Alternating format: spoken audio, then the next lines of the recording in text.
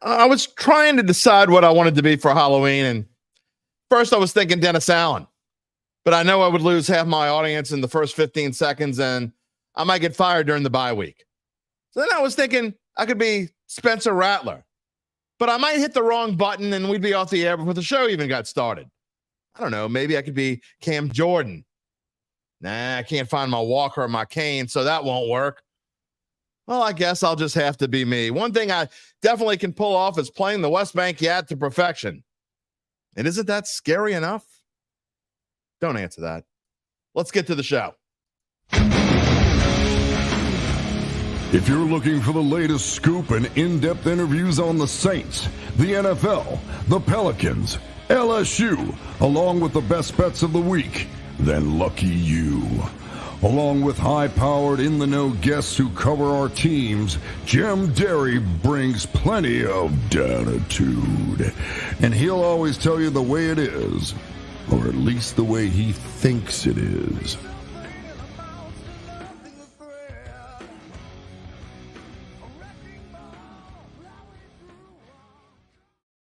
Where are you at, New Orleans? And hello to my ghosts and goblins everywhere who can't figure out whether this show will be filled with tricks or treats.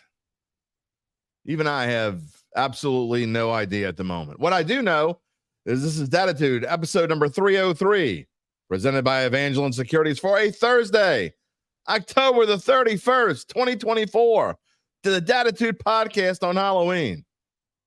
Nothing better than that. I mean, where is everybody? The last day of October. That's scary enough. You know that 4 weeks from today is Thanksgiving? That ain't scary enough for you. How about 8 weeks from yesterday is Christmas? That means we are closer to Christmas than we are away from the start of the regular season. Doesn't it seem like yesterday we were whipping up on the Carolina Panthers? Saints going to the Super Bowl, baby. Them media pundits are brilliant. They're going to be on a Super Bowl bandwagon. You know, some ways it does feel like yesterday. In some ways, it feels like a whole different season. It really does. Anyway, I decided to be a podcast host for Halloween, and not just any podcast host. I am Jim Derry, born and raised in the New Orleans area. I've lived here my entire life, all 56 years, except for when I was at LSU and the 6 weeks during Katrina. That's who I am. In case you haven't figured that out, I like to throw it out there just in case, you know, you people like, who is this dude? I know we get some, we've gotten a lot of newbies lately. So Kyle's already saying Merry Christmas, baby. Merry Christmas. You're not going to get any Christmas presents today. Good morning, Gary.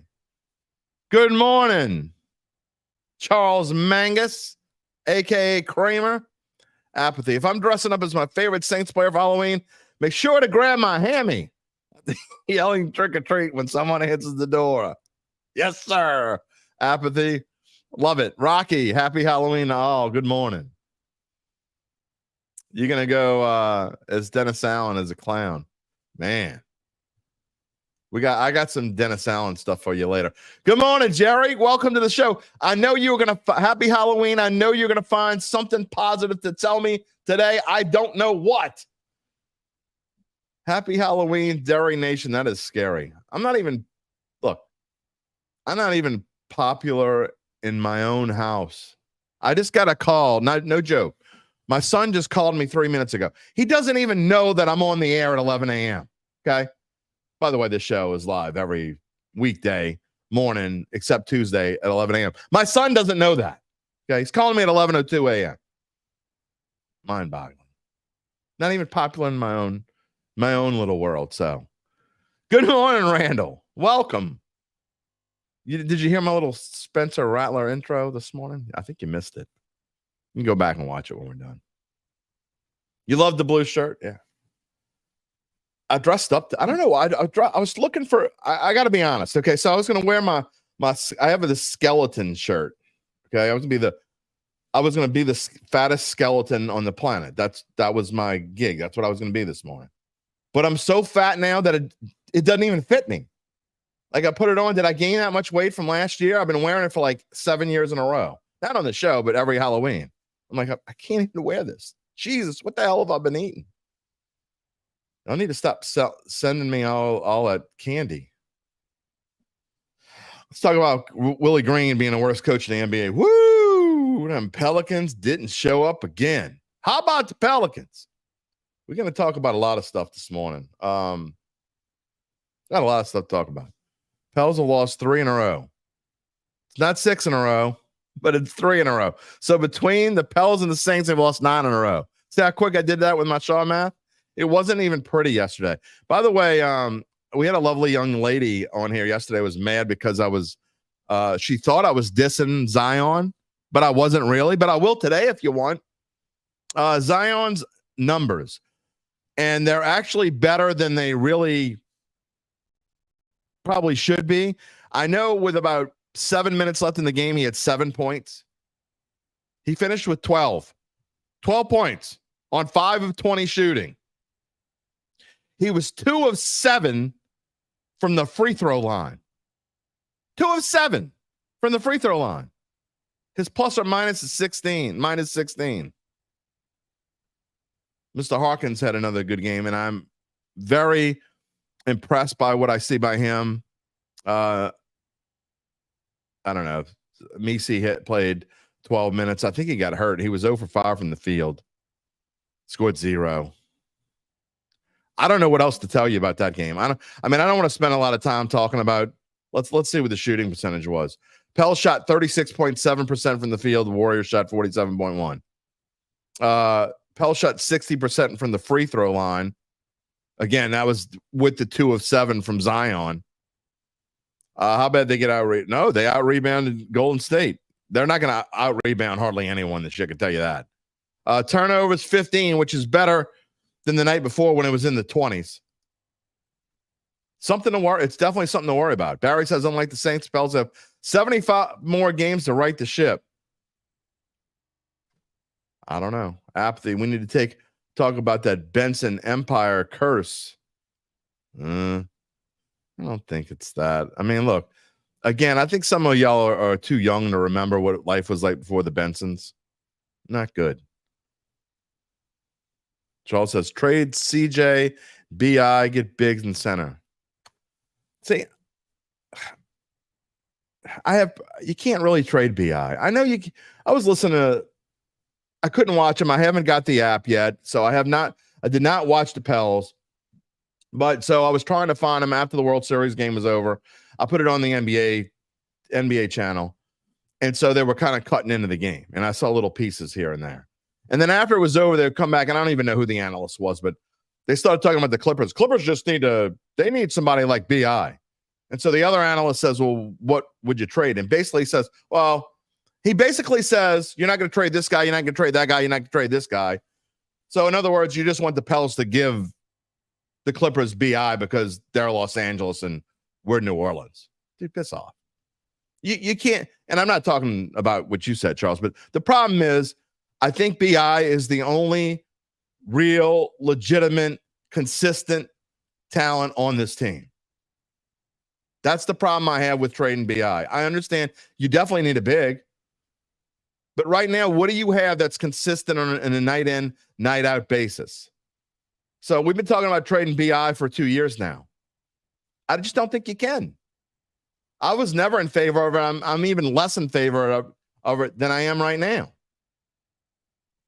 So, again, we're not going to spend a whole lot of time. I put it on there because a lot of you probably didn't see the score. Gabe didn't know what the score was until we come on the air this morning.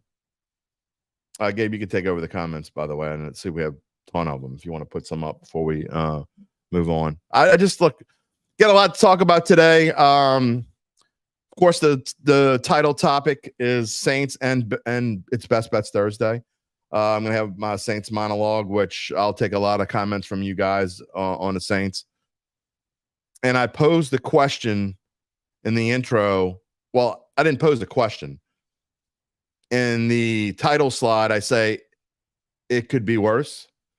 Gabe was texting me last night that he actually thinks that the Saints are worse than the Panthers. I mean, I've got 100 reasons why I would much rather be a Saints fan than a Panthers fan right now.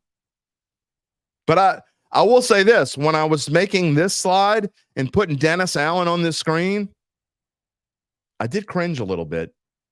It is a little cringy. And I've got a moment to share with you in a little bit of example number 874 of why Dennis Allen shouldn't be a head coach.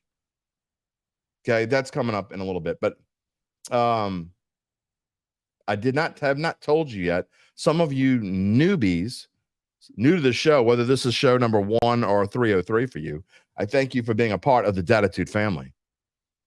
You know you can watch us. Some of you are watching on YouTube. Some of you are watching on Facebook. I would politely ask, if you're watching on Facebook, I would love for you to be a part of the Dattitude family. The best way to do that is to join us on YouTube. The YouTube page is where you get your reminders. You get access to all of our shorts. I do run a couple on Facebook, but I don't run many of them. And I do run all of them on TikTok. We have a TikTok page as well.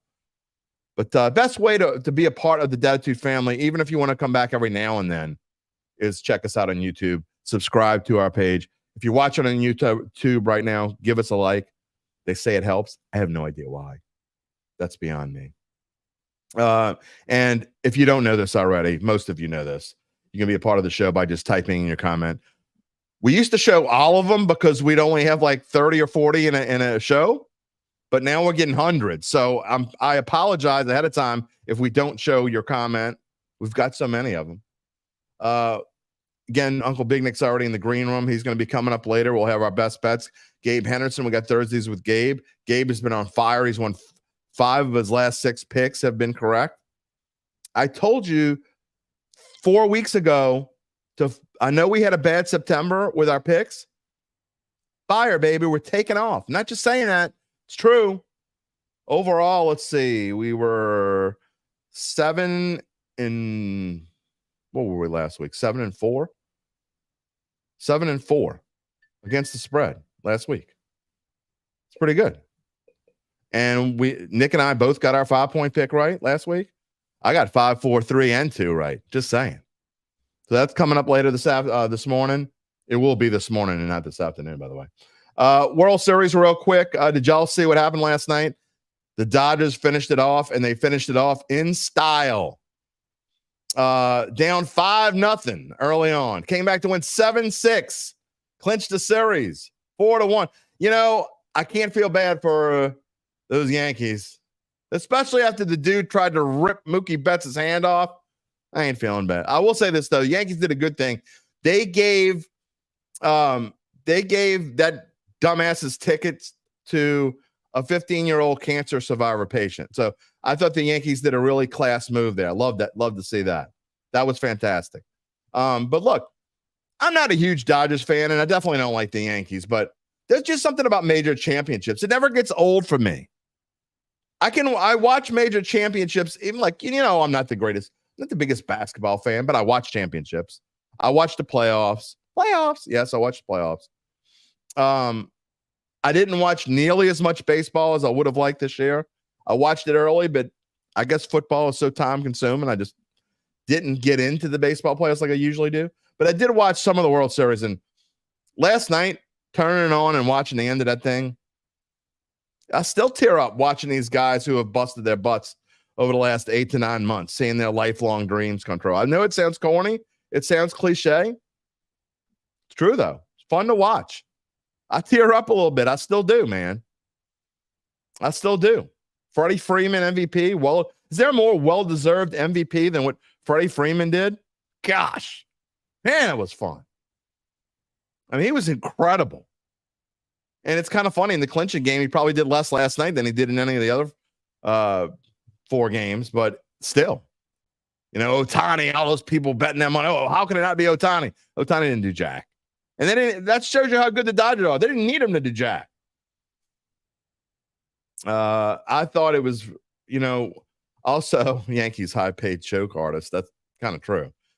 I also thought it was kind of cool that Walker Buehler got to finish it out after, just the symbolism of somebody who spent 2 years going through 2 different elbow surgeries. I mean, but he persevered and he got to pitch the last inning of the World Series, the clinching World Series game. Just thought that was pretty cool.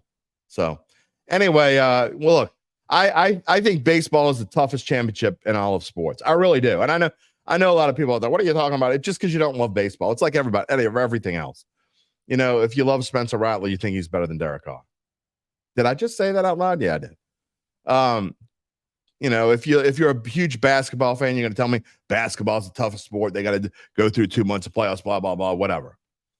I mean, baseball, you got to go through a grind of 162 games, and then you can be out in a snap because you got that dumb, goofy 3-game playoff series early on. Then it's a 5-game playoff series. Then you finally get to the championships, and it's best of 7. I hate anything less than 5 is dumb. That's a whole different story. And why don't you play 144 games and make the playoffs longer? To me, that would make more sense. But baseball does some things that doesn't make sense. Still, I don't think they have the most grueling season. I mean, the champion, I didn't add them all up, but champion played what? 180 something games. It's a lot of baseball games. Brian says he didn't care who won the World Series, but he's pressed the Hollywood weirdos get to celebrate. I think there's weirdos in every town, and doesn't every team on the planet have weirdos as fans somewhere? That's my opinion. I know a lot of Saints fans who are weirdos. I'm just going to say it. And if you don't, you're finding different fans than I'm finding. All right, we're going to talk about Saints in just a minute. Before we get to Saints, more Saints, Gabe and Uncle Big Nick, let me continue the story about our friends at Evangeline Securities. There are no ghosts and goblins in either of their offices on Poydras Street or in Lafayette. I personally checked out the Poydras Street office for you. We're good there. In case you're scared or anything like that. In case you're new to the show, Evangeline is a company that can help you decide if it's the right time to sell your family-run or privately held business. If that's you, you might not even know how to get started. The answer is to find out what your company is worth. My friends Nick Braden and Ron Hemeld, who are the managing partners at Evangeline, are absolutely, my wife hates when I say the word absolutely. I'm saying it anyway. The managing partners at Evangeline are absolutely the best duo in this area to help you get on the right track. How? Well, they'll first schedule a complimentary evaluation. Then, if you decide to proceed, they will lead you on the way to your future. I'm not exaggerating. This is not just a shtick. I'm serious. Really. Stick around to hear more about them later in the show. In the meantime, you can check them out at www.evangelinesecurities.com. All right, I got some stuff to say about the Saints, but you know what? I'm going to hold it for a couple minutes because I'm going to bring in Gabe because he's been so hot with his picks, and I have no idea what else he wants to talk about this weekend. Did you notice, by the way, that look at that line change in the Tulane game, 16 yesterday. Down to 14.5. The over is going up a little bit. The Saints have gone. They started the week at 6.5. Everybody and their mama betting on the New Orleans Saints. What is up with that? They are up to 7.5. It is tough. It's one thing to go from 6.5 to 7, Gabe, but to go from 7 to 7.5, that is a much bigger threshold to cover. Kind of weird. Yeah, I think it could be because the public's getting the Derek Carr news. People think that with Derek Carr, the Saints are much better than touchdown favorites. Still baked in. I thought it was baked in. So a few things. All right, just to kick off. One, you kind of misrepresented my words a little bit you said wouldn't be the first time. You said that I said the Panthers are better than the Saints, which, as we saw in Week 1, is nowhere near the case. I just think the Saints. I didn't mean to say that way. You're right. Yeah, no. I know. You're good. I think the Saints have it worse right now than the Panthers solely, and I explained this to you last night, but I'll explain my reasoning now. Solely because the Panthers are committed to a rebuild next year. Yeah. They're going to blow it up. They already know that. The Saints, we don't know if they're going to. Oh, they're going to. Well, I thought they were going to this season. I didn't. You've been around me long enough to know and I told you they would. I told you yesterday, the second that the Saints commit to a rebuild, my opinion completely changes. So I just think right now both teams need to rebuild, and the fact that the Panthers have committed to it, that's the reason I don't think they're in a worse spot. Because Saints fans, if the Saints don't rebuild, which we both think they will, but if for some reason they don't, it'll be another season in hell. In football purgatory, as Mike Tillier would say. Danita's begging, help us. Help us. And then the other thing, did you see Dave Roberts' comments last night? I did not, actually. I turned it off. I had to go to bed. Dave Roberts pulled the old Kirby Smart after Georgia won their last title. And Dave Roberts said, everyone counted us out. No, they didn't. They did not, but that's what he said. Nobody just out. like Kirby Smart after Georgia's last title said, everyone counted us out. My brother, you had a $241 million payroll. You just signed the best player on the planet, and you had I don't think anybody counted them out. You had one of the best teams already. When any player went down, when they had injury struggles, what did the front office go do? Buy more players. They have a luxury that none of the other teams in the MLB have. And so I just think it's sickening when managers come out and say, everyone counted us out.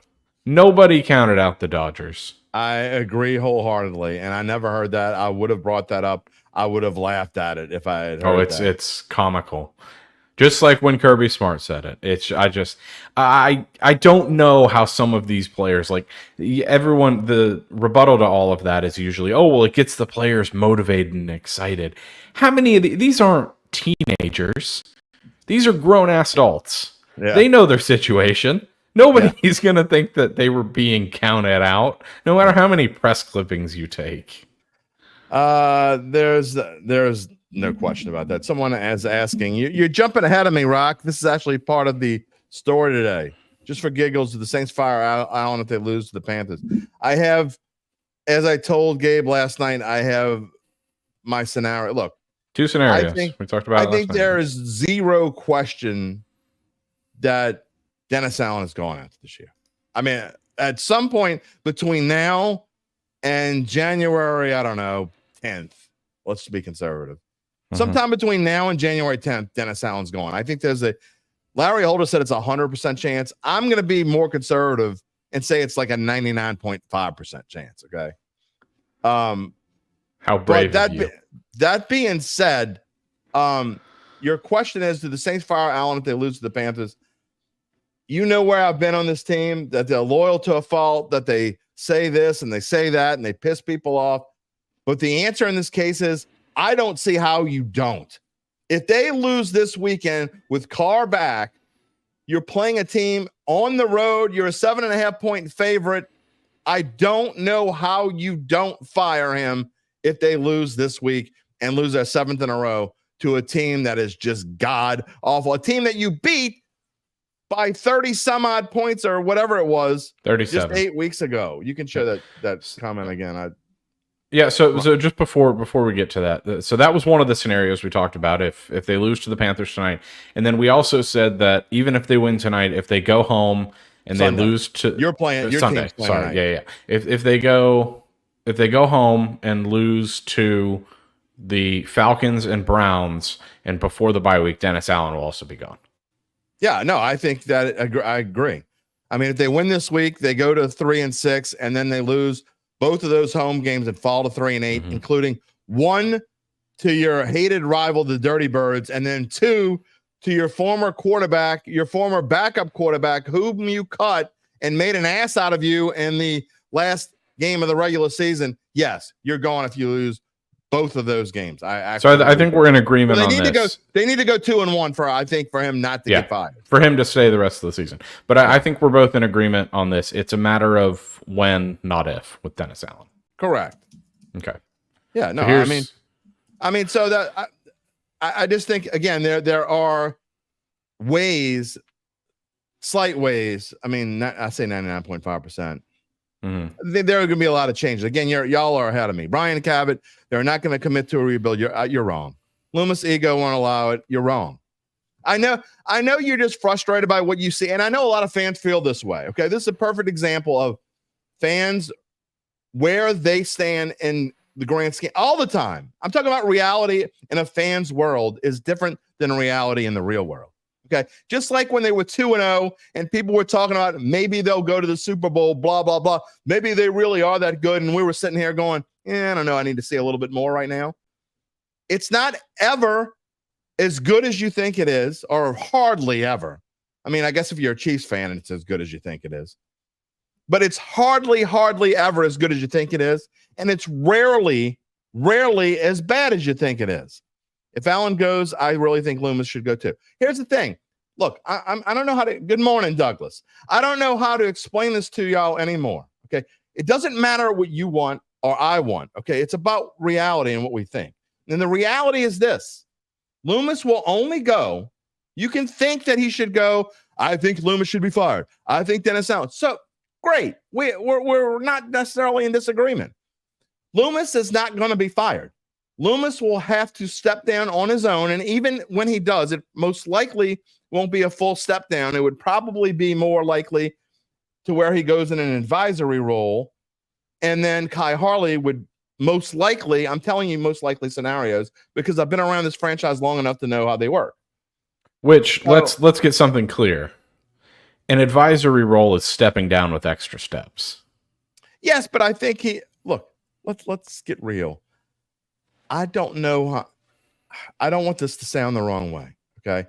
It probably will, but I don't know how much Mickey Loomis has actually made decisions over the past few years. Let's just put it that way. Here's one thing. I think based on that's why. Hold on, real quick. Okay. This comment. That's why. Mickey Loomis' ego doesn't get in trouble. Douglas, I don't mean any disrespect when I say this, because I know a lot of fans think this way. Mickey Loomis doesn't have a big ego. I know it's hard to believe that by what you see, but I'm telling you right now, it's not his ego. I could tell you that the inner pieces of this team, and most namely the owner, doesn't want Mickey Loomis to go anywhere. Okay. And it's probably the reason why he isn't going anywhere yet. I don't think that Mickey Loomis is making as many decisions as y'all think Mickey Loomis is making. Okay. I could be totally wrong. I'm just telling you what I see and how I know this team works. So behind the scenes, and I know I have friends in the media who will probably tell me I'm wrong, but y'all talking about Mickey, I don't care. Y'all could, whatever, blah, blah, blah, blah, blah, blah, blah, blah, blah. So no, I have covered this team throughout most of my career at some here and there, and I know how it works behind the scenes. So here's the thing. I think in years past, I think, and I'll circle back to one of Randall's comments, which I think he hit the nail on the head here. I think in years past, Mickey's really trying to, and this is an outside perspective, I don't know all the ins and outs, this is just what I believe. I think he was grasping at straws, just struggling with the reality that he will not build a competing team again. And I think they have been so bad this year, I don't even think he can ignore the fact that this team isn't winning anytime soon. So I think this comment right here from Randall, Mickey Loomis will not be a part of the rebuild. He will step down and someone will rebuild the team. I completely agree. If I had to put money on it, I would say it's this offseason. He's already I hate to tell you, but he's already semi-stepped down. Yeah, he's and I agree with you. I think he moves into an advisory role. But that's my prediction for what it's worth. I think they fully commit to a rebuild. I think he steps down. Someone else assumes the role. Dennis Allen's fired. They strip the team down. I mean, I think it's almost inevitable. I think that it just hasn't been announced behind the scenes. I'm telling you, I think that Mickey has less and less to do with this team every day, and no one knows it. Well, no one officially knows it.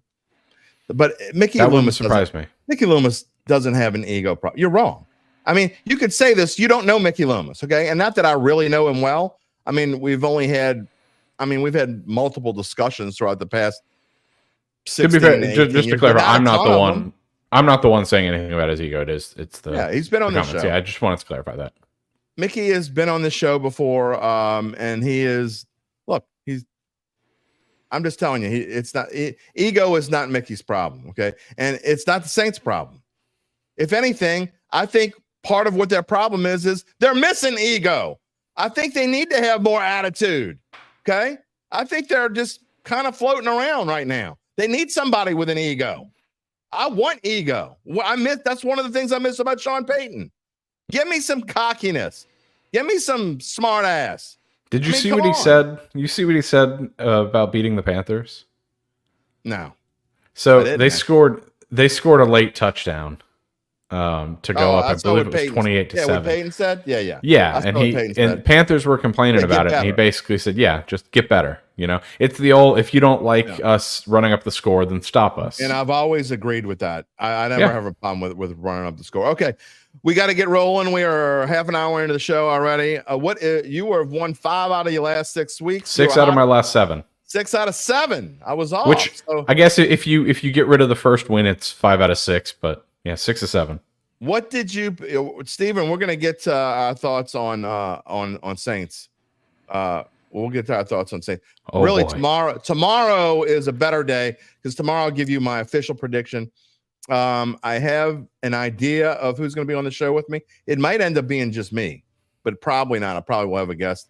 We will tell you our final thoughts. Don wants to know if Gabe would ever use the Saints in Survivor. I did it already.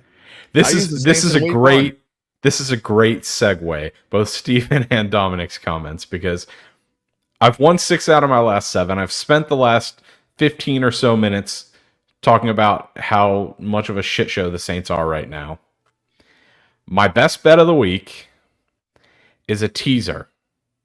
Okay. At DraftKings, you can get minus 120 odds on a 6-point teaser. I'm teasing the Texans +8 in New York tonight, and I'm teasing the Saints -1 in Carolina. Well, it's -1.5 now.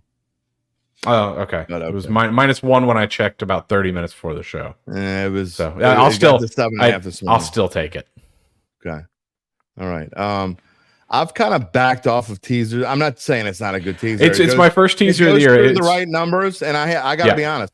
For the first, I mean, you know me, I'm the teaser king. I have not bet a single teaser all. It's actually down to it's back down to 7. So I'm getting it on DraftKings. Yep, on DraftKings, I'm getting it at -1. Okay. Well, it was 7. Maybe it's different where you're looking. I'm not sure. No, I'm looking at Louisiana odds. Okay.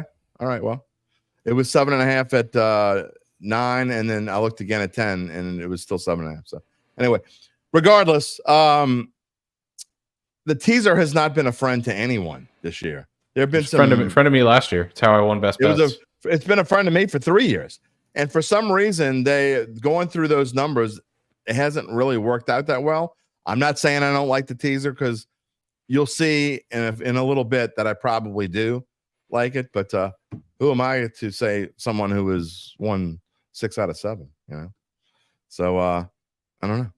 All right, we'll have you on tomorrow, and we'll have some final thoughts on the Saints. Can I just give one more word? Yeah, go ahead. Rocky asked thoughts on Kellen Moore as a head coach. One word, Rocky. No. Fits the mold. I don't necessarily want Kellen Moore either, but he does fit the mold of what we've been talking about. I would like an offensive coach who's young.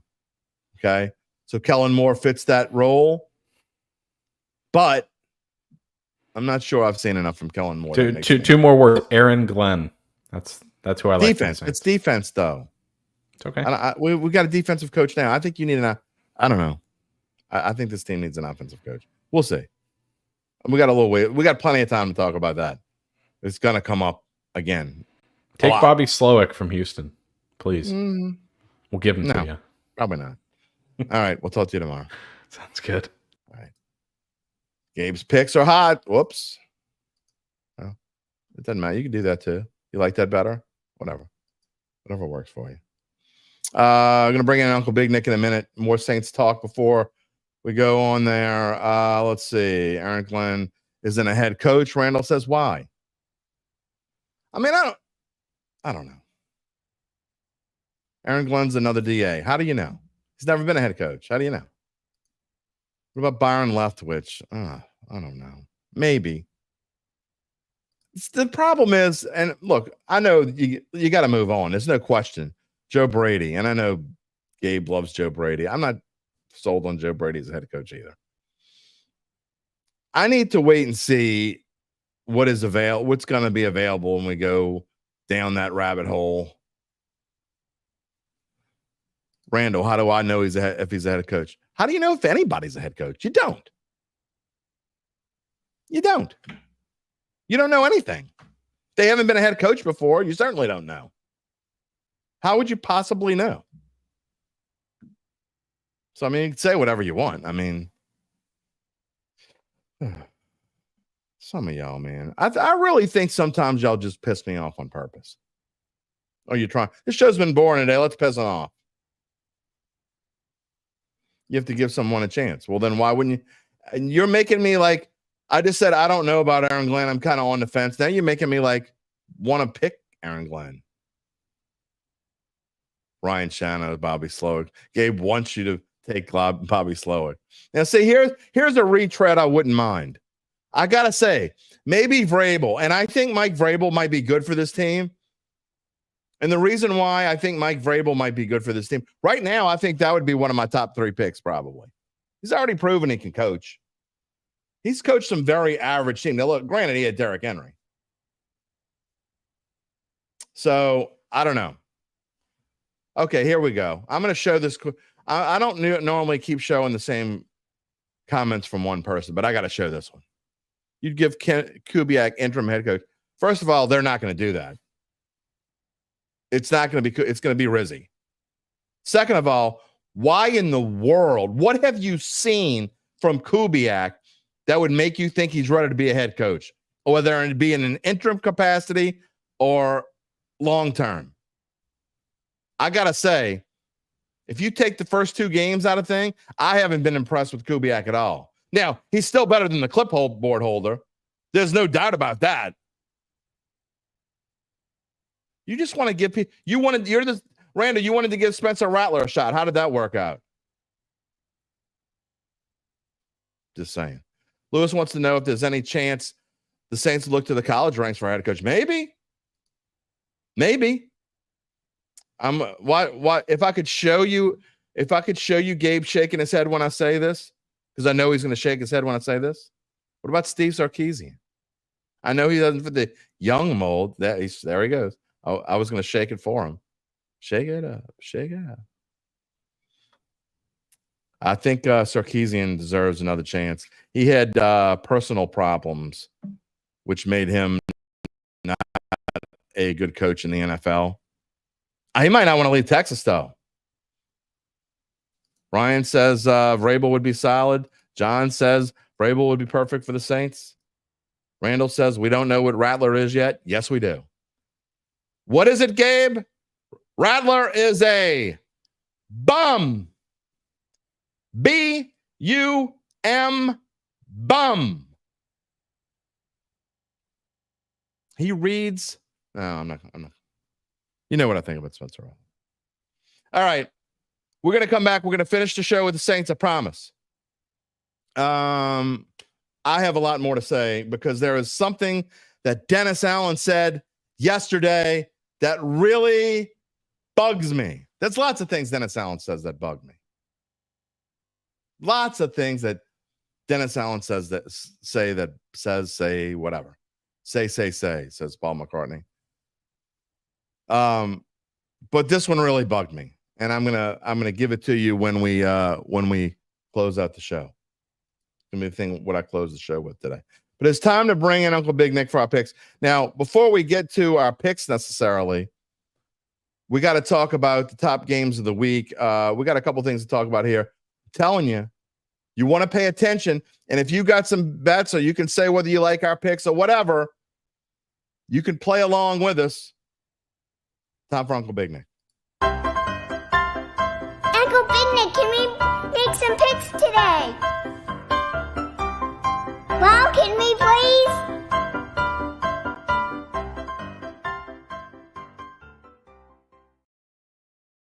All right, you've been going in and out. You need to move over with your candy corn self. There you go. Get in the center. There you go. I hope you can stay with us because you've had some issues there. I've been watching. I'm having issues. I don't know if you can hear me. Can you hear me? I can hear you fine. Is it breaking up? No, you're fine. Is the video good? Well, your video is good, except I can only see half of you. You need to move into the box. I'm trying to. Other way. This is why we had to test this before. There you go. All right. You know I'm a rookie when it comes to this stuff. I know. You especially a rookie going live. Randall's like bragging. He said a lot of things. He said ND would cover. I'm glad you got. What about all the ones Randy? You told me I was wrong about everything, and I went 4-1 last week. The only one I missed was my. He's going to bring up the one he won. By the way, Devante's not happy with me. Devante Green says y'all crazily as hell calling Rattler bum. B-U-M. Bum. Has nothing to do with the O-line. The real problem is the Saints. I don't disagree with you that the Saints' bigger problem is their coaching staff.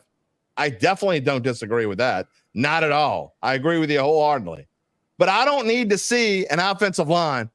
Let's not talk about the ones he was wrong about. I don't need to see it. Like what do you? Yeah. What do you need to say about Spencer? I know. Y'all keep talking about Saints coaches. What's Randall up to? He could coach the Saints and the Pelicans. It seems like. Oh man. All right. Let's get to. We're gonna get back to the Saints. Randall's happy to see you. I think because Derek Carr gave me this shirt, Randall. He told me to wear it for you. He says I don't like you lift it up a little bit. He says I don't like you That's either. the shirt of the day. I love it. This is the shirt of the day. All right, Devontae. Maybe that's a little harsh. Okay, maybe it's a little harsh. But Rattler would be bad with the 90s Dallas Cowboys offensive line. All right, let's move on. Oof, that's pretty bad. He'd be bad with Drew Brees' offensive line, which was the best this team has ever had. All right. I want to talk real quickly. I want to go through these in a hurry, and we spent too much time on them last week. There's a couple of them we don't even really need to spend a lot of time on, but this is not the greatest week as far as marquee matchups. We had an awesome week a couple weeks ago. Last week was good, and this week's kind of like, whatever. The best I could do in college football. Now, the first game's great. 11 a.m. on Fox. Ohio State at Penn State. Ohio State, they dangling that hook. They're begging you to bet on Penn State. I don't think I can do it. I think I would still go with Ohio State -3.5. I done lost so much money betting on Penn State, thinking they're good with spots like this. Or they undefeated, coming in, they getting the hook, and I get burned every time.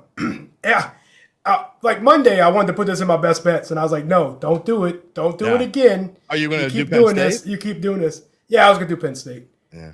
Also, Iowa State's down to like third string offensive tackle. Yeah. And he wasn't that good against Nebraska. And I don't know if he's going to be that good. Everybody says next man up. Next man up is fine for the next man up. But once you go next man up, then you're getting problems. There's a reason why this guy wasn't starting. And I think Penn State can give Will Howard hell on the defensive end. If I would bet anything in this game, it was going to be the under. Yeah. Okay. All right. Well, I actually like Ohio State. I don't know if I would be willing to bet it or not. And by the way, it's are the battle of two coaches that always lose big games. Yeah. I will say this. By the way, these best games, these are the ones there may be a couple bigger games out there like Green Bay and Detroit in the NFL side. The reason why, if there's a big game that's not on here, it's because it's in our best bets. So I don't want to talk about it twice. So you might see a couple games that you think absolutely belong on here, but they might be in our best bets, so they're not going to be on here twice. All right. So I like Ohio State. Nick kind of likes Penn State. Neither one of us like it enough to advocate saying going out there. All right. Gabe, would you keep track of Randall's picks? We might not show them all on here, but that way next week when he's talking smack, or maybe he won't talk smack. I don't know, but we'll keep track of his picks for him. All right. Saturday, CBS. And I only really put this on here because it's a marquee matchup in the sense of it looks like a marquee matchup, but really, I don't know how much of a game this is going to be. Oregon at the Big House. I've been trying to bet against Oregon, thinking they're not all that good, and they are that good. Like 2 out of 3 last 3 weeks, I bet against them and lost. And they 3-0 in the last 3 against the spread. 2 of those, they got me.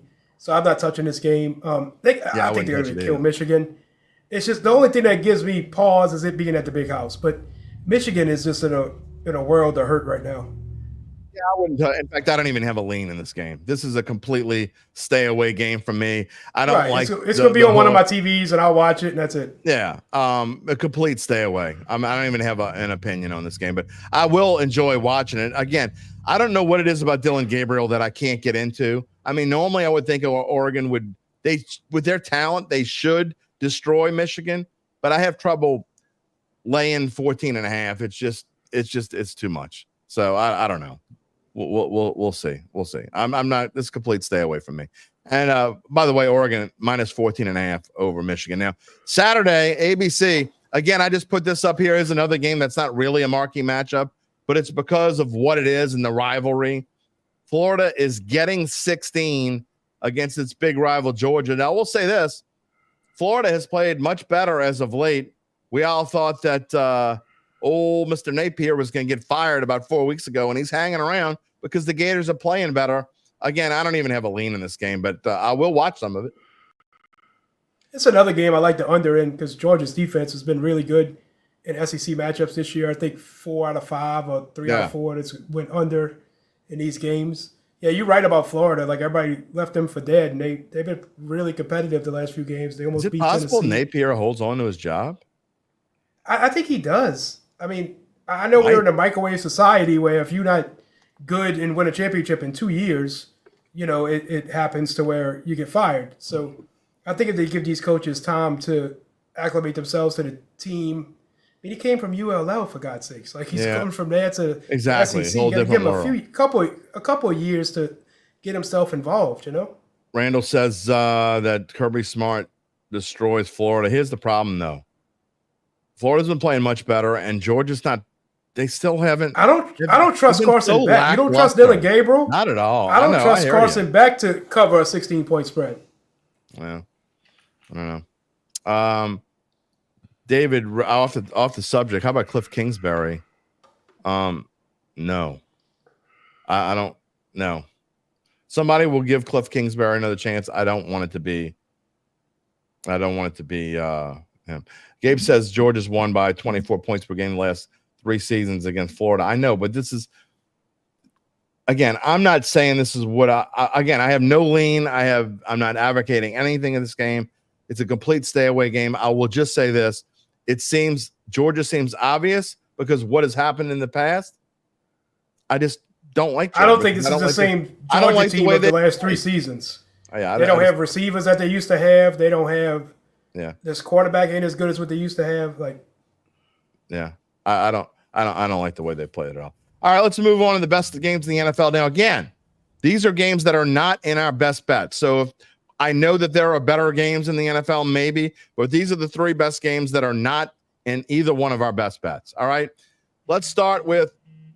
I find this game interesting. Maybe it's not the greatest game on the planet, but Broncos at Ravens, I find it interesting because I know people are going to probably jump on the Ravens here, but I kind of like Denver in this case. 9 points is a whole lot. And the way that the Broncos have been playing defense, I think they can slow Baltimore down enough to keep this a close game. And not only that, the Ravens have been known to play bad games in back-to-back games. They've been known to play, below average games, I should say, and then pick it back up again. I think the Broncos are going to cover here. Anything over a touchdown, I don't touch the Ravens. Yeah. I mean, I bet the Browns last week, and it was funny. I was at the casino in Tunica, and a guy, they got the kiosks right next to each other. The guy next to me said, "Wait, you taking the Browns?" I'm like, yeah, I'm taking the Browns at 7.5. Why are you taking? Like, he had to quiz me on why I'm taking the Browns. Like, quit cheating on my paper. But anyway, but that's what we're kind of doing here, letting you cheat. Yeah, at the end of the day, when the Browns finally won, I was up at the counter cashing in my ticket, and the lady said, "There ain't nobody up here cashing in tickets." He said, "Yeah, everybody in here had the Ravens." I said, "Not this guy." So it was pretty funny. I had a little moment there. What would you pick if you had to pick here, or would you leave it alone? I'd leave it alone. Like you said, I think Denver keeps this game close. Anything over a touchdown, I'm not touching this Ravens team because the back door is always open. Look, I know a lot of y'all in the chat saying the Ravens, blah, blah, blah, blah, blah. Look, Aunt Mabel and Drunk Joe at the bar, and I know that a lot of you are with the public because you are the public. That's a public bet. That is a square bet. Taking the Ravens is a square bet, I promise you, even at 9 points. So I tend to look away from the square bets, and sometimes I am with the public. Not in this case. I just think the Broncos are playing good enough defense. Maybe I'd even lean under here. I don't know. I'm not a Bo Nix fan at all, but I do think they will be able to at least keep it semi-close within a touchdown or so. All right, moving on. This game, I almost put in my best bets, and I changed it. I went kind of back and forth. I left it out, and it's not the spread. I really like the under in this Chargers-Browns game. I'm not sure why it's as high as 43. I don't quite get it. The Chargers have been playing a lot of under games, and the Browns, we know they've been a little bit of a disappointment on defense, but I just think that this is a game that ends up somewhere, I don't know, 17-13 or something like that. I can see this game going over. Jameis is going to throw the ball to the other team. They'll get short fields, and that normally indicates overs for me. Jameis is so funny without trying to be funny. I don't know if you've seen his interview. He quoted Eminem at the end, and then he said he always plays for the name on the helmet. Jameis, Browns don't have a helmet. They don't have a name on their helmet, Jameis. You might want to change that. So, I mean, it was just funny. I can watch him do interviews all day. It's just hilarious to me. But, yeah, I can definitely see that. I mean, he tried throwing the game away last week. You like the over. I like the under. All right. Randall likes the over. I don't like that. Now you're screwed. You're screwed. I like the Browns, I guess. I mean, but I don't. If I lean Browns a little bit, but I'd stay away from the spread. I like the under more than I like the spread. All right. And then the last game, Sunday night football. Rams at Seahawks. The Rams are a 1.5 point favorite on the road. I'm not really sure what to make of this game. I actually kind of like the over 48. I think it's going to be a shootout. Neither one of these defenses is all that great, but I really like the way Matt Stafford has been playing. I would take the Rams if I had to, but you know what I am. I don't like taking division. I don't like taking favorites in a division game. It's not a game I would bet on. But if I were forced to take a side, I would probably take the Rams. I've been saying Seattle's not very good. Randall, I love them now. I feel even better about it now. Yeah, okay, I love the Rams. So we both kind of like the Rams. Okay. Yeah, they're getting Puka back. They got Cup back. They're playing really well right now. They're getting healthy at the right time. The Rams team is 8-0 against Seattle as a favorite. So I mean, I just love the Rams. That's a great trend. Seattle's that good. A great trend. Yeah, and another caveat for this one: Seattle is 0-4 in the first half. Like they haven't covered the first half in 4 games at home. So another little nugget you could get in there. All right. Well, there we go. There's your best of the week of week 9 in the NFL, week 10 in college football. We're going to move on to our best bets of the week. It was a really, really good week for me, and it was just a so-so week for Uncle Big Nick, but has had a really good October. Don't let that record fool you. Is that 7 points last week just stuck? Because that's 3 weeks in a row. It says 7 right there. Is it just stuck there? Or no, you got your 5-point pick right and your 2-point pick right. So 5 and 2, I think, adds up to 7. And I know 5 plus 4 plus 3 plus 2 adds up to 14. So anyway, not that I'm bragging or anything. Miranda wants to bet me again. Go ahead. Y'all can talk to each other. Y'all can talk to each other. We're not you can send me a message. Yeah, we're not advocating that here on. I didn't see anything. Y'all can do whatever y'all want to talk amongst yourselves. Full. We're gonna do some coffee talk. All right. My record above 500. I'm telling you. I know. Again, don't look at the records. We have had a very good October. We're gonna keep it rolling. And you got snake bit last week. You had a couple that just missed. Yeah, I did. But I told you not to take Illinois. No, you should have told me not to take Navy. I mean, Navy, 10 possessions, 6 turnovers, a missed field goal, and 2 touchdowns. Like, they moved the ball the whole game if they kept the ball. Yeah. Well. All right, let's get to our picks for the week because I think we got some very interesting ones. You made one that is also in my best bet, so I'm not going to comment on your pick here, but I'll get your thought process going on. The Green Bay Packers getting 3.5 at home with Jordan Love. It's kind of iffy, but it's looking like it's trending more towards he will play. Your thoughts? I don't care who plays quarterback here. Like Levis has been playing well. I'm not Levis. Malik Willis has been playing well for them. It's LaFleur. This is all a LaFleur bet. He's 17-4 against the spread as a dog. Yeah. I hate golf outdoors. This is the first game that Detroit has to play outdoors all year, which is pretty nuts. Yeah. And just he's a totally different. He's a 500 quarterback outdoors. He's the quarterback that everybody thinks Derek Carr is outdoors. So I mean, it's just I just betting on Green Bay here. Yeah. Well, again, it's in my best bet, so I'm gonna. And it's supposed to rain in this game. Rainy and under 60 Rainy degrees. and Who you picking? Green Bay or Detroit? I mean, come on. I'll let you know in a minute. I'm not there yet. All right, my 1 point pick shocking. is. I know, man. I can't tell you. They just keep letting me rack up betting against the Titans. It really should be illegal to bet against the Titans this year. I mean, it's like stealing. It's like taking candy from a trick-or-treater. I mean, I don't understand. Don't do that, Jim. Don't do that tonight. Don't take candy from the I might do it, especially my own kid. In what world should the Titans be favored by more than a field goal against anyone? If LSU was playing Tennessee this weekend, and I'm talking about the Tennessee Titans, not the Volunteers, I would take. You want to give me 3.5 at LSU? I'm going to take LSU. I don't care. I get Tennessee's defense is good, and the Patriots have struggled moving the ball, and Drake May's in concussion protocol. I don't care who plays quarterback for the New England Patriots. I just think that the Patriots have played better. They have a little bit of resurgence, and the Titans, they're in the ship to nowhereville, and people keep giving Tennessee too much credit. They do, and this falls into the trend of everybody loses after they play Detroit. Oh, so you're on this too. So it's crazy that the Titans are giving 3.5 points to somebody. Dr. It's Dom just says amazing to me. 80% picking Titans. You know why? Because everybody hate all the spreads, the lines makers, the odds makers, whatever. They hated Tennessee when Vrabel was the coach. They couldn't stand him. They always made their line something stupid the opposite way.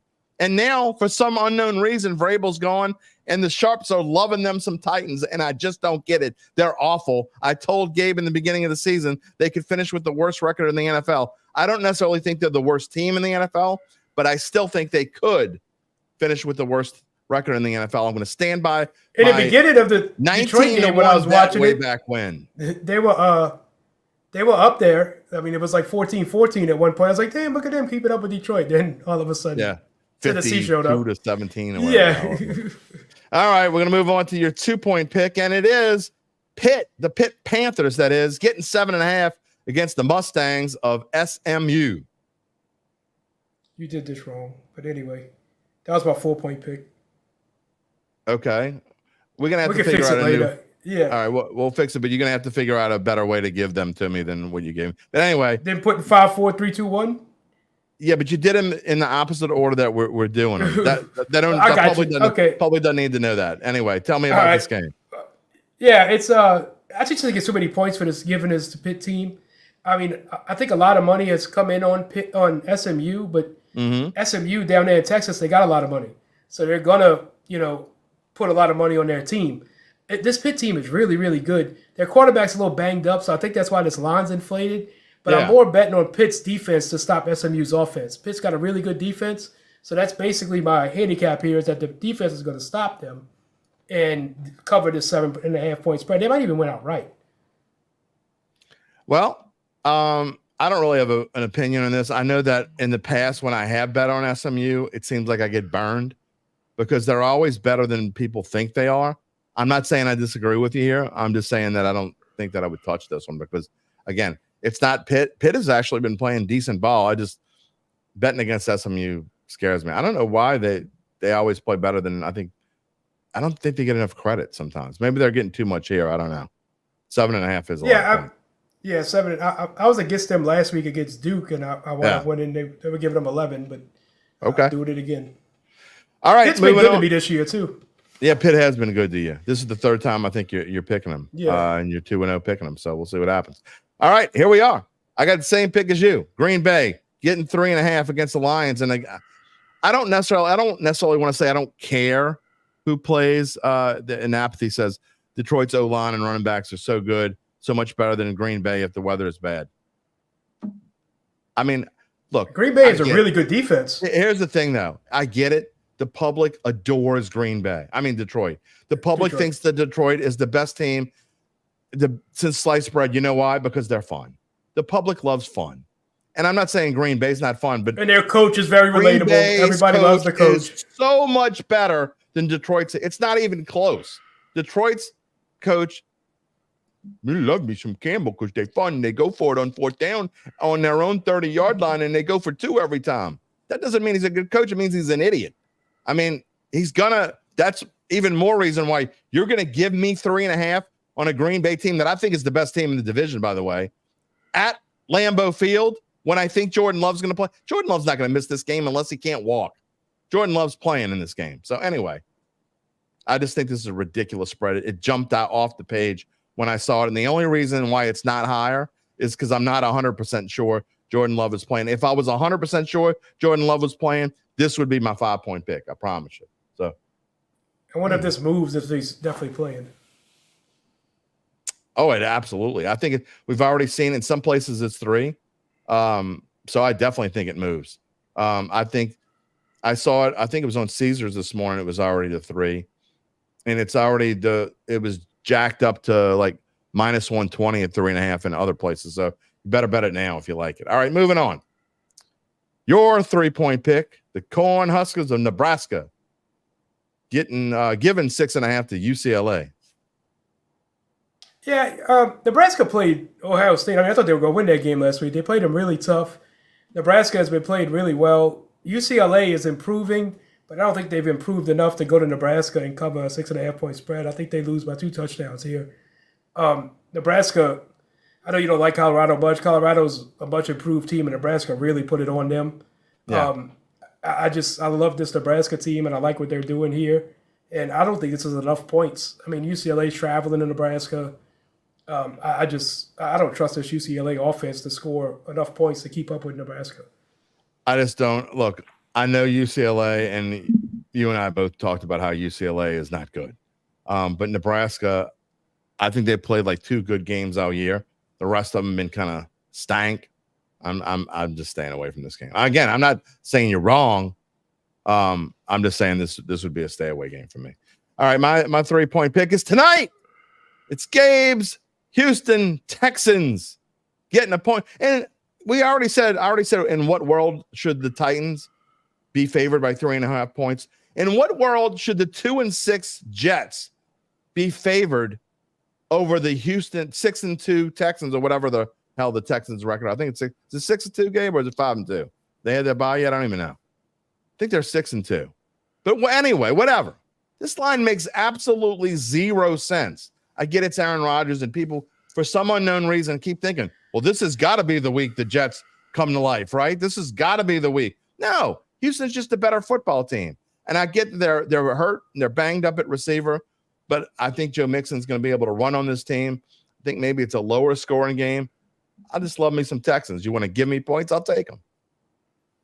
Yeah, I loved the Texans at the beginning. Now I'm kind of leaning back on it because, like you said, why are they giving these much points? And the Jets, I think Houston's going to blitz the crap out of Aaron Rodgers.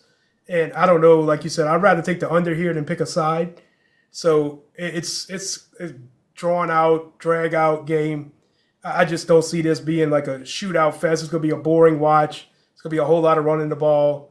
Aaron Rodgers throwing 4-yard passes. I mean, it's just I could see this being could be a 17-13 type game. Yeah, Gabe says Gabe reminds us that the Jets did beat the holy hell out of the Texans last year, but I don't care. I understand it's New York, and I understand it's a big market, but why in the hell do we have to watch the Giants and the Jets every Thursday night, every Monday night, every standalone game? It's just they're so boring.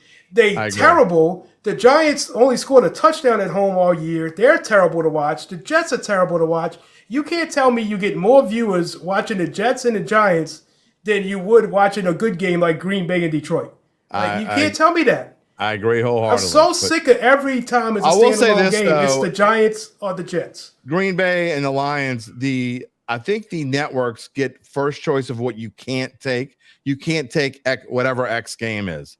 And so they can tell NBC you can't have Green Bay and the Lions. And so that's probably why. There's got to be something else you could pick, though. I mean, come on. Oh, I agree. I mean, I would have so rather Cowboys and Falcons or something like that. But anyway, we'll get to that. All right, moving on. Your 4-point pick. Air Force and the Army over 41.5. Now, look, when you're talking about military academies, I don't usually see you taking overs. I can't wait to hear your reasoning on this one. Army's going to get this over by themselves. Okay. Army has scored 41 points 6 of their 7 games this year. Army and Navy are just they scoring points this year. Like I told you when I texted you, I should have just took the Navy over because it's undefeated 7-0 this year. I mean, they give up points, they take points. I mean, it's 11 straight unders in this series, but oh well. It's got to break the streak some kind of way. You know what I mean? So, and I'm going to apologize to you. I wrote it on my paper wrong. I sent it to you right. Okay. Yeah, that was my fault. All right. So I wrote it on my paper wrong. But yeah, it's just Army. They score a lot of points. The Army Navy game when it comes up, it might be the highest over under that they ever had in the series. It might only be 43, but it's normally like 36. So I mean, it's just I don't think they've adjusted to what these teams are doing on offense right now. Hey, I've said this before, and I'm telling this to everybody. You're great with your totals in NCAA picks, and especially when you're doing over. If you're taking it over in college, I'm probably going to play it. So there you go. All right, my 4-point pick this week, the Bears, the Cardinals. I'm not picking a side here, but I am taking a total. You took a total. I got my first total of the year right last week. I'm going to do another total here. This number jumped out at me when I first saw it. I don't get this number at all. I mean, you're talking about neither one of these teams, in my opinion, have a great defense. I know the Bears held the Commanders down last week, and if you take out that crazy, stupid play, they only give up 12 points. But in the grand scheme of things, they've had multiple games this year where they've just been terrible. And the Cardinals aren't good on defense either. So if I had to pick a side, I'd probably take Arizona. But I love this over. I think this is a game that could get well into the 50s. Me too, and I think this is an overreaction to the Bears playing good defense against Washington last week. Yeah. And I really do. I think this should be like around 48 points. I could definitely see this going over, especially if like the Bears players are just going to wave and taunt the other team's crowd while the play's going on. I mean, if that keeps happening, I could definitely see this going over. You know what I mean? Why play defense? Poor Tyreek. He's never going to hear the end of that. I mean, like he'll be 60 years old and his friends are going to be giving him grief over that play. The best part about the whole thing is he got back in the play and he tipped the ball. And he tipped it up. Knock it down. Knock it down. I mean, somebody said today that if he'd have just kept waving and taunting the crowd, they probably had a better chance of winning. Definitely. If he would have just ran off the field, it would have been better off. All right, your 5-point pick of the week is South Carolina Gamecocks getting 2.5 against the Aggies. All right, you're definitely going to have to explain this one to me. South Carolina's coming off a bye. They 3-1 against the spread. Y'all said all last week, that's all everybody talked about. This is the biggest game for Texas A&M. Biggest game ever for Texas A&M. They just won their biggest game ever. You have to know that I'm going to be on the other team after that. I mean, it's just this Texas A&M team is good. LSU and Nussbaum gave that game to Texas A&M. Oh, there's no question. They gave it to them, and they didn't prepare for the Reed kid, which I don't understand why, because the kid played 5 games this year. Don't get Gabe riled up. No, I'm serious. I agree with Gabe. He's right. They should have prepared for it. It ain't like the kid came in off the bench and never played before. No, you got to prepare for him. How can you prepare? How can you waste time preparing for a guy that hadn't played? It's not wasting time. It's not wasting time. They kept rotating them. That's what they kept doing. And you knew if Wegman played bad, they were putting this kid in. It wasn't like it was a bench thing. I mean, it was mind-boggling to me. They couldn't. And other than that, LSU act like they never played a read option before in their life when this kid came in. It's like they didn't know what to do. That's what I have more problem with. They should have some kind of they didn't adjust in-game at all. Everything I said about LSU last week was wrong. I thought the second half stuff, they gave up all them points in the second half. I mean, it's just – anyway, I just think Sandstone's going to be playing loud in South Carolina. I don't think A&M is as good as they've been playing. I think South Carolina can win this game outright. South Carolina should have beat LSU. If South Carolina beat LSU, then this line's probably different. It's just I got a feeling about this game. I was right with South Carolina a couple weeks ago, and I just think I'll be right again here. If it wasn't your 5-point pick, LSU looked lost against Reed. Yeah, they looked lost against a lot of players, a lot of teams on defense. If this weren't your 5-point pick, I would probably strongly disagree. But the fact that it's your 5-point pick and you've been so much better in college historically than I have, I'm just going to say that I'm definitely not betting on this. I think Texas A&M is starting to prove that they really are that good. So I get that they're coming off a very. I just think it's a huge letdown spot. I just don't think Carolina's very good. I don't have a lot of confidence in Carolina at all. That's just my opinion. But anyway, I'm not going to strongly disagree. I'm just going to back off here is what I'm going to do. And I'm going to let you be you because again, you've been pretty good with the 5-point. After a slow start with your 5-point picks, you've been very good with them as of late. So I'm just going to cut. That would be a no play for me. So my 5-point pick of the week, I know y'all might not like it. It's the Dirty Birds. Again, they're at home. They're giving 2.5 to the Cowboys. And to me, what this line says is the odds makers are saying that the Falcons and Cowboys are what and what. In no world are the Falcons and Cowboys on the same level. Cowboys in my power ratings are like six or 7 spots below Atlanta. And this is only because it's Dallas. And the public loves betting on Dallas. So to me, I just think that Atlanta should be about a 4 or 5-point favorite here. This line doesn't make any sense, and I'm taking Atlanta out of value. I think they're about to go on a big run and pull away from the rest of the NFC South if they haven't started it already. You want to talk about an over game? Who stops who in this game? This could definitely be an over game for sure. Absolutely. I mean, Dallas's defense has been terrible. Oh, now I feel great about it. Randall likes Dallas. Oh, God, he's going to try and bet you too. Charles says he'd like to see Atlanta lose, but they won't. No, look, he said he likes to see Atlanta loose, so he wants them to play loose. Wants them to play loose. Well, I hope Kyle Pitts plays loose like he did last week. That's going to be a Bijan game here. I agree. And that's one of the things that I was leaning into and I talked about in my picks column that, look, Dallas has trouble stopping the run. They have major injuries among their best players on defense, and they're just not going to be able to stop Atlanta. And so I agree with you wholeheartedly. I think it's going to be a Bijan and an Algier game. I think Atlanta runs for 150 yards. I think Drake London does well because he burned a lot of people last week, not playing well. I mean, I can't see in any shape or form how Dallas wins this game. They're not going to be able to stop Atlanta. No, not at all. All right. Any final thoughts here on this Thursday now afternoon? I got a question for you. Go ahead. What you gonna do if somebody shows up to your house in a Rattler jersey? Are you giving them candy or are you giving them? I'm going to go to give them candy, but I'll probably miss the bucket. There you go. They'll have to throw it to the kid behind them. I'm sorry. It was the wrong read. Let me throw it deep. Let me throw it deep. Oh, yeah. I meant to throw it to you. I'm sorry. I should have seen that you were open. I missed you. So we'll see if we're going to be right. All right. Let me know how your trick-or-treating goes tonight. Yeah. In your new house. All right. We'll see you next week. All right, bud. Uncle Big Nick, everybody. There you go. There are our picks. It's your last chance to write them down before we switch slides. We got about, 5 or 10 minutes left in the show as we go back to Saints here. You got them? You got our picks? I'm just saying, y'all can hate on me all you want and say this and that. I'm just saying. In my best. I usually go in bunches too. So if I went 4-1 last week, it's a good chance to have a good week again. Although I will tell you this. I texted Uncle Big Nick last week, right before the week started. And I said, why do I have a feeling we're both going to have a really bad week? He said, because you're Derry down. I just had a bad feeling about last week. So maybe I should have a bad feeling again. Maybe we'll do better. I don't know. All right, we're going to wrap up today's show going back to the New Orleans Saints. Any comments you got? Randall says, show up in a Carr jersey or write you a check. Again, I'm going to say this because I don't. It's funny how when you disagree with someone about, I don't think Carr's great. I've never thought Carr was great.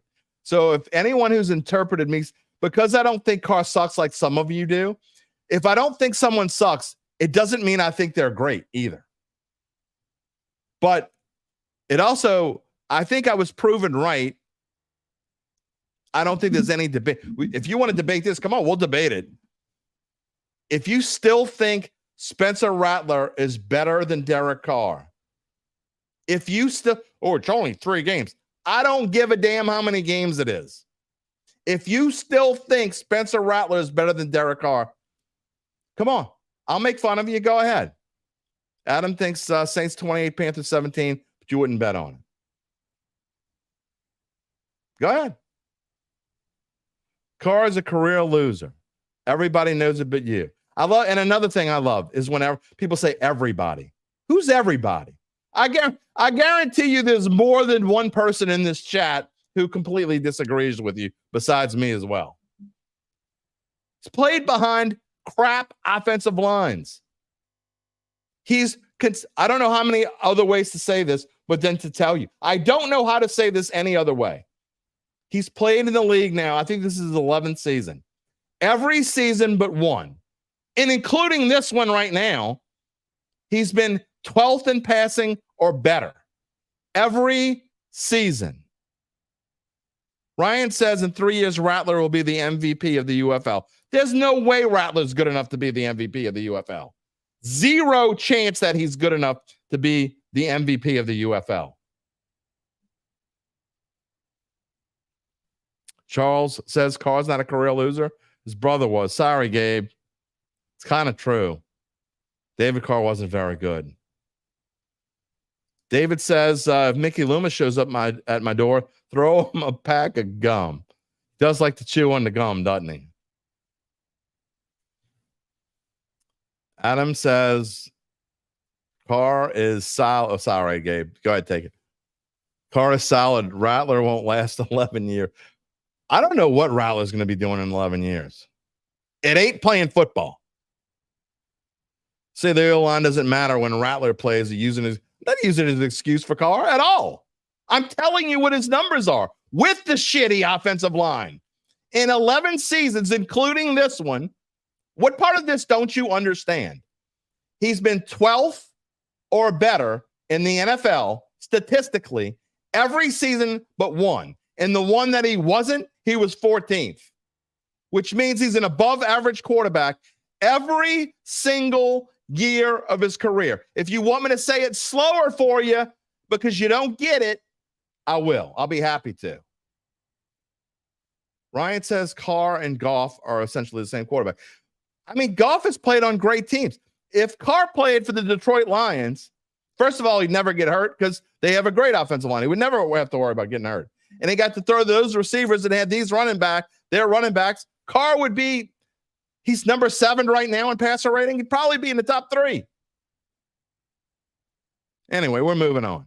We're moving on from that. That's not what this show was. I promised you that I would talk to you about something that Dennis Allen said before we go off the air this morning. And I'm going to do that now.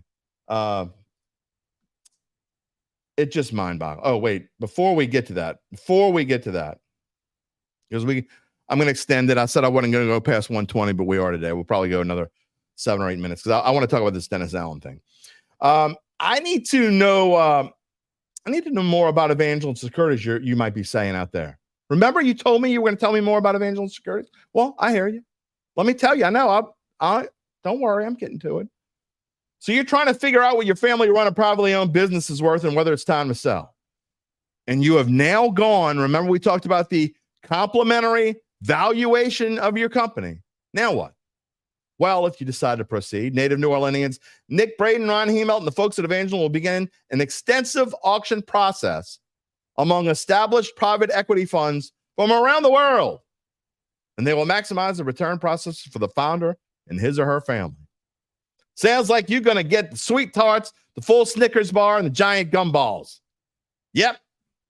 I say you let somebody else have the candy corn. Sorry, Big Nick. Let them have the Mary Janes, whatever the hell those things are. The foamy orange peanut looking things. You remember those? And the Whoppers. Let them have all that.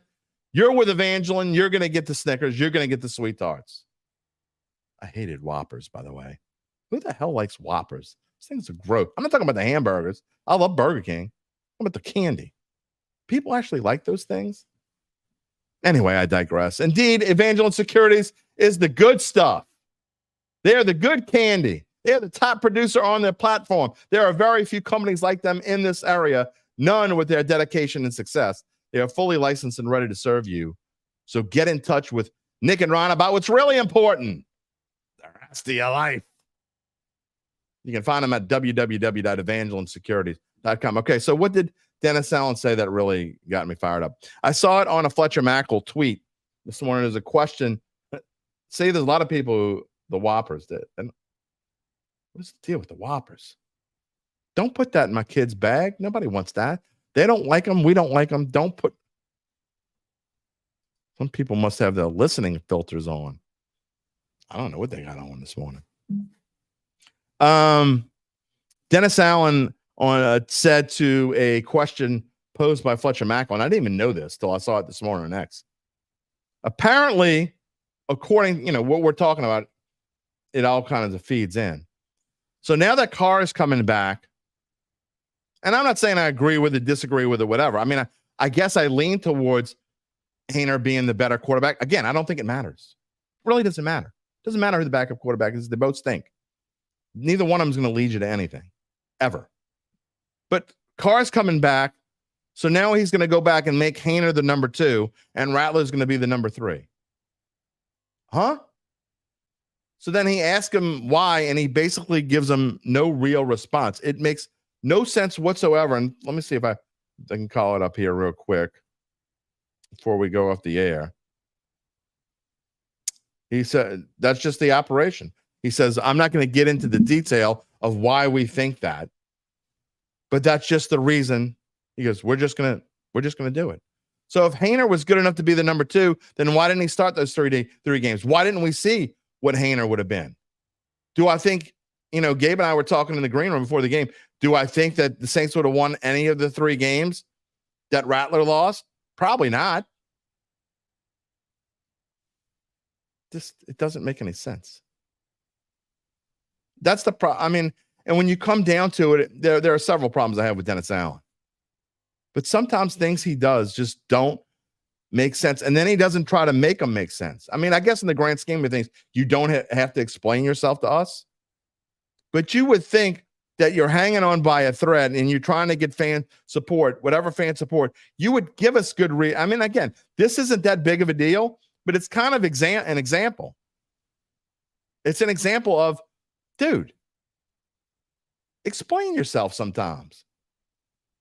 Randall says the same thing when DA is asked every game, how do you fix the problem? He doesn't know that there are problems. He doesn't know what the problems are to fix them. Loomis and DA are dumb and dumber. I don't know.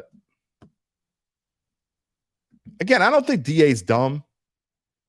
I think DA's biggest problem, I've said this before, his biggest problem is he just doesn't know how to get a team moving for him. John Pace says the quarterback moves for Haener and Rattler make absolutely no sense. I mean, either Haener was good enough to be the number 2 the whole time, or he wasn't. Why? Because Carr's coming back here to make him number 2 now. Charles is right. He's not a leader. I mean, he's not a leader. What do we think? Are the Saints going to make a run this weekend? Are they going to play better? I mean, that's a big spread. Adam says we need Carr to stay healthy. We're screwed at backup quarterback. We're going to have our opinions tomorrow. The guest I was hoping to have for tomorrow texted me a little earlier, said he will not be able to come on. So we'll see. I'm going to reach out to one other person and see if we can get a guest for you tomorrow. If we can't, no big deal. We'll do it ourselves. And I know Gabe's going to be on in the morning. We're going to make our final predictions for Saints Panthers. Ask you for your predictions tomorrow as well. That will wrap it up for us today. I'm sure you'll have plenty more to say on Dennis Allen. But I will tell you tomorrow, our cover is going to be Derek Carr. We are going to spend some time talking about Derek Carr tomorrow. So there's your warning. If you hate Derek Carr, and I'm not going to be showing, if you're a hate Derek Carr, you get one comment that says you hate Derek Carr. That's it. We're not going to show comments over and over from the same people saying you hate him, or even honestly, if you love him. You get one comment about Derek Carr. Just tell me why, or maybe if we're talking about one specific thing that you want to comment, I might show that. But there is zero question, and I mean zero, that this team is better off with Carr at quarterback. I'm not saying long term, because I don't think any, and I said this yesterday, I don't think any of these guys, by the way, Jonathan Brooks' prediction, Babster, there is a good chance, sounds like Jonathan Brooks is going to play a little bit, but I wouldn't expect him to play very much. Okay. I don't expect him to play. But really, if you haven't watched the last few weeks and you're still, you can hate Derek Carr until the cows come home. I get that you don't want him to be the future of this franchise. He's not going to be. He'll probably be here next year, and that's probably going to be it. Maybe the year after. That's it. I said by 2027, none of these three quarterbacks are going to be on this roster. And if they are, they're still in a deep, dark hole. But for the near term, you're paid for Derek Carr, and he's clearly the best quarterback on this team. Robbo says Carr's a good middle-of-the-road quarterback. I agree. Much better than the rookie Rattler. And I know some of you out there want this team to tank. That's a whole different story. Been on the tanking thing. It's just dumb. Doesn't make any sense. Adam, you're going to have to come back tomorrow for my prediction for Sunday. Not giving it out today. I haven't really 100% made up my mind yet anyway. I know what I'm leaning to, and I know what I wrote, but that's the thing about writing my column and writing it on Tuesday. I will often change my mind, especially on a spread. We'll see what happens and how I feel as we go along tomorrow. But again, tomorrow's cover is going to be Derek Carr, I promise you. And, just look at the Panthers. The Panthers, they got the number one pick of the draft. And we didn't even really kind of get into it. So this show is a rare case where our title slide we really didn't talk about it all that much, I guess. It could be worse. I do think it could be worse. I think the Panthers are worse. I think it is much worse to be a Panthers fan right now than a Saints fan. And the biggest reason why is because this is the number one reason. There are multiple reasons. But the number one reason why is because you just spent your number one pick last year, the number one pick in the draft that you traded up to get. You picked Bryce Young. Now, I'm not blaming you for picking Bryce Young because that's what I even thought was the right pick. It turned out not to be. Bryce Young is proving every week that he's just not good enough to play in the NFL. And then you make all these coaching changes. They're on their, fourth or fifth coach in the last 3 years? And this coach is turning out to be not very good either. I get that it's only 8 games, but you can't be 1-7. Then you trade away your two best players on defense. You let them go bye-bye. You let them go. And now your defense, and you can see it here on the screen. If you're watching, if you're not watching, I'll tell it to you. Your defense, this Carolina defense, and I say top 10, I think it was a top 5 defense 2 years ago. I don't have the numbers in front of me, but it was certainly top 10. Now the Panthers, right now, midway through this 2024 season, they are 32nd against the run. They are 25th against the pass. They are worst in the league in points allowed per game. They are second worst, only to the Saints, in total yards allowed per game. This defense is terrible. And the offense is, I know the number doesn't say it's worse, but I really think their offense might be worse than their defense. And your quarterback ain't getting any better. When you got to use 35-year-old red rifle just so you're relevant in the game, it's bad, man. So that's why I'd rather be the Saints. The Saints, they got to stop kicking the can. There's a lot of things they got to do. They got to rebuild from the studs up. but I'd still rather be the Saints. And Gabe, one thing Gabe said earlier that I agree with is he's not 100% sure this team is going to make the changes necessary and rebuild. I think they're at a point where they have to. I mean, I honestly, truly believe, and we'll talk about it more as the season goes along, and we'll talk about it certainly in the offseason. But I don't think this team has any choice but to make a change, not only at the top as the coaching staff, but I think the GM will, he's not going to, look, whether you like Mickey Loomis or don't like Mickey Loomis or whatever, he was a big piece of why the Saints team was good for so long, whether you agree with it or not. And I frankly don't care whether you agree with me. There's no question that he was. He's earned the right, I think, to kind of go out his way. And I think that's the way that ownership thinks where they are. But I don't think at his age he wants to be a part of another rebuild. I just don't. So he'll take a role as an advisor. And whether it's Kai Harley or someone else or whatever, the Saints will have to go through a rebuild process with a new coach, and they'll do it. It's not going to be fun. So, look, all you people asking for full rebuilds like me, and I know some of you have asked for it for a long time, and some of you are just now getting to it. It's not fun. It's not going to be fun. They're not going to be good. And next year, I can't wait till next year because they're going to be rebuilding with a new coach, and it'll be with Derek Carr most likely, and I'll have to hear for 17 weeks how much you hate Derek Carr. And it'll be frustrating. And I swear, man, my big hope for the near future, I have, if you take one of my top 10 hopes, this is it. Just like I'm rooting for Jameis Winston right now because y'all hated him so much. Well, I would love to see Jameis Winston make the Browns relevant the last half of the year. Same goes for Derek Carr. I would love for Derek Carr to go to a team like the Lions now or the Vikings or whatever and get a chance to go and play for a really good team and see what happens, and then listen to the BS crap excuses that y'all will make for why he succeeded. I don't get fan hatred about certain things.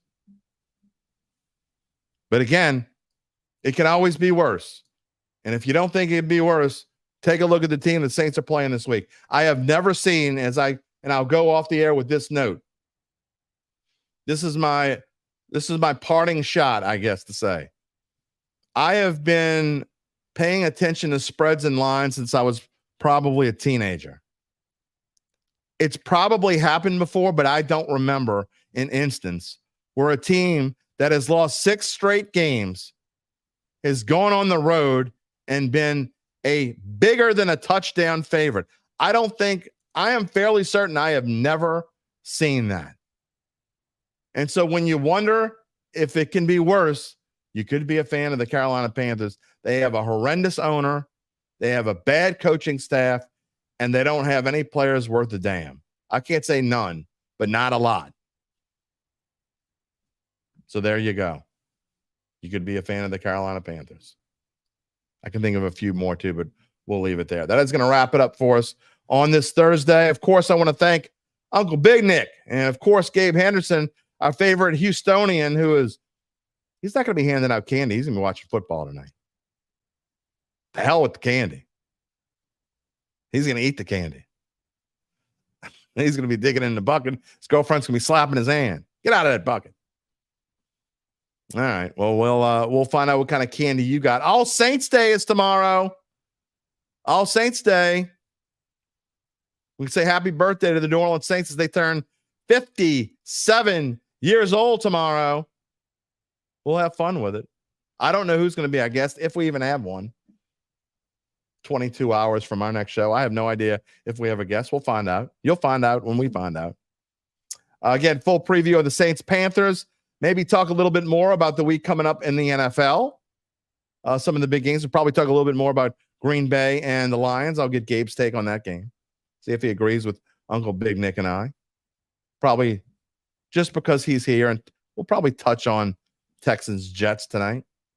It's one of my best bets. I'm definitely putting money on it. Just saying. A reminder to subscribe to our Dattitude YouTube page if you haven't already done so. Click the little bell to receive notifications when we go on the air live, which is every weekday, except Tuesday, live at 11 a.m. Central Time. You can also find us wherever you get your podcasts, including Apple, Spotify, and many more. Charles, thank you. Thank you all for the kind notes about a great show. I'm biased. I'm sorry I couldn't fit my skeleton shirt.